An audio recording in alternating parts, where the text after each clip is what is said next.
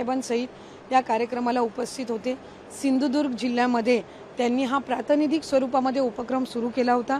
यंदाच्या वर्षी त्यांनी रायगडमध्ये आणि पुण्यामधल्या बचत गट असतील किंवा छोटे मोठे उद्योग करणाऱ्या महिला असतील यांना एकत्रितपणाने घेऊन हा उपक्रम केलेला आहे। अतिशय स्तुतीय उपक्रम आहे आणि अधिकाधिक ते जे महिलांमध्ये आर्थिक साक्षरता फायनान्शियल लिटरसी आणण्याचा प्रयत्न करत आहेत, हा अतिशय उल्लेखनीय आणि अतिशय स्तुतीय उपक्रम ते राबवत आहेत। मी त्यांना माझ्या वतीने शुभेच्छा देते। ये एक बहुत ही अच्छा प्रयास है। मैं पिछले साल भी इनके ये इनिशिएटिव के लिए ये प्रोग्राम मैंने अटेंड किया था और सशक्त कॉन्क्लेव जो उनका पिछले साल भी ऑर्गेनाइज़ किया गया था, उसमें सिंधुदुर्ग जिले के काफ़ी बचत गट और महिलाएं जो सेल्फ हेल्प ग्रुप्स की है वो सहभागी हुई थी। और इस साल रायगढ़ और पुणे की है जो यहाँ पे आई है और उनको एक अच्छा फाइनेंशियल असिस्टेंस के साथ, उनको इक्विपमेंट्स के साथ फाइनेंशियल लिटरेसी के बारे में जो ज़्यादा से ज़्यादा काम करने का प्रयास मास्टर कार्ड और लर्निंग लिंक इस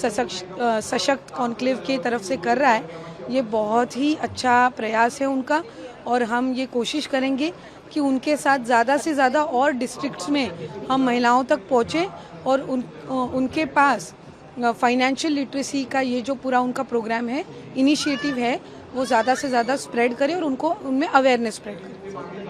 बैंगलोर में अजीत दादा पवार को लेकर जी जो 0 FIR दर्ज हुई है, क्या कहेंगे उसके बारे में?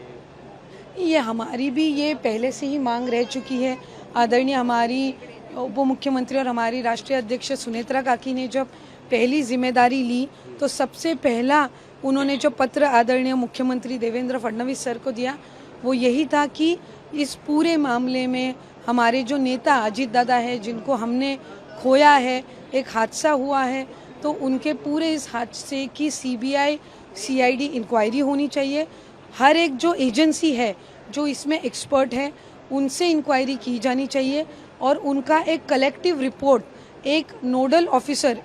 एक अपॉइंटेड एक सीनियर ऑफिसर ने इस पूरे बारे में एक जानकारी दी जानी चाहिए। और CID और जो CBI इंक्वायरी है वो स्पीडीली होनी चाहिए, ये हमारी भी मांग रह चुकी है। और इसीलिए हम कल भी और परसों भी 2 दिन हमारे जो MLAs हैं, चेतन तुपे है और बाकी सब MLAs हैं, उन्होंने भी असेंबली में ये मांग की है। हमने सब ने मिलके NCP के हमारे जो सारे मिनिस्टर्स हैं, सारे MLAs हैं, MLCs हैं, हमने आदरणीय मुख्यमंत्री महोदय को ये एक रिक्वेस्ट की है, एक लेटर दिया है, मांग की है कि इस बारे में इंक्वायरी स्पीडीली हो और उसका जो रिपोर्ट है वो पब्लिकली महाराष्ट्र राज्य की जनता को और हमें वहाँ पे दिया जाए। साथ ही आखिरी सवाल, जो महिलाओं की आप बात करें, महिलाओं की सुरक्षा को लेकर भी लगातार चर्चा हो ही रही है, जो अशोक खराट वाला जो मामला सामने आया, जी कैसे आप देख रही हैं उस पर? ये बहुत ही निंदनीय है and we feel extremely disgusted. जो एक जो सामने इंसिडेंसेस आ रहे हैं, एक महिला मेंबर या असेंबली मेंबर या एक लोक प्रतिनिधि की ओर से मैं यही कहूँगी कि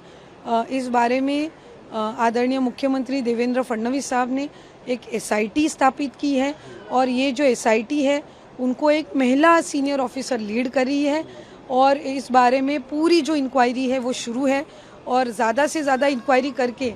मेरी तो ये दरख्वास्त रहेगी कि जितने महिलाओं ने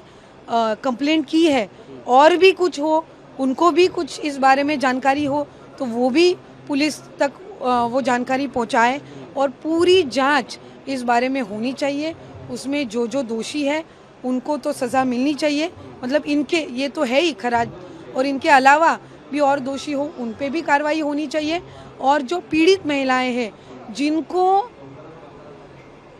झूठी या अंधश्रद्धा में जिनको फंसा के ये पूरा मामला जो सामने आया है, तो इसमें मेरी तो 2 मांग रहेगी। एक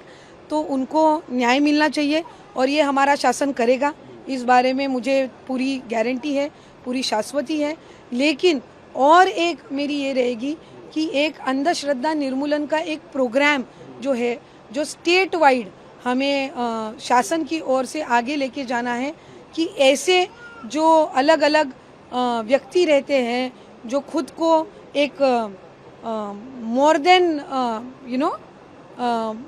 एक अलग अपनी खुद को पदवी देके जो ये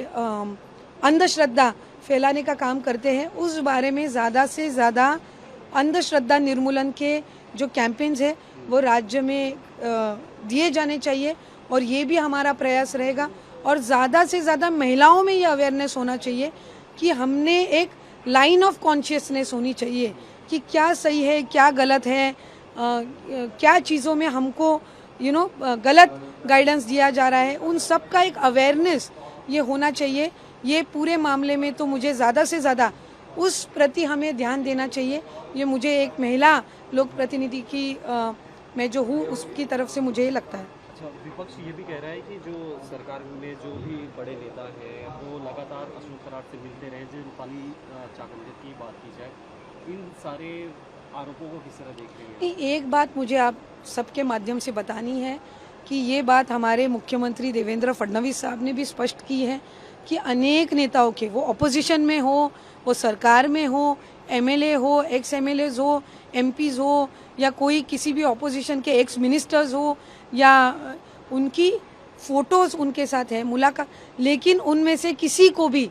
इस बात का पता था क्या कि ऐसे सेक्सुअल अब्यूजेस कहीं हो रहे हैं, नहीं हो रहे हैं, या उस जो एक संबंधित जो आरोपी है उनके बारे में इतना बैकग्राउंड, ये एक बात है। और दूसरी बात, फ़ोटोज़ है, या हमारे फडणवीस साहब ने भी, मुख्यमंत्री महोदय ने भी स्पष्ट किया कि फ़ोटोज़ है इसलिए उनको दोषी ठहराया जाए, या उस बारे में ज़्यादा से ज़्यादा इंक्वायरी करके अगर जिन जिन के फ़ोटोज़ हैं या जिनके नहीं भी है वो इस मामले में कहीं पे जुड़े हुए हैं क्या, इस बारे में एसआईटी तलाश करेगी, इस बारे में वो इंक्वायरी करेगी और उनके ऊपर जो जो उसमें दोषी रहेगी उनके ऊपर जो है वो कार्रवाई की जाएगी।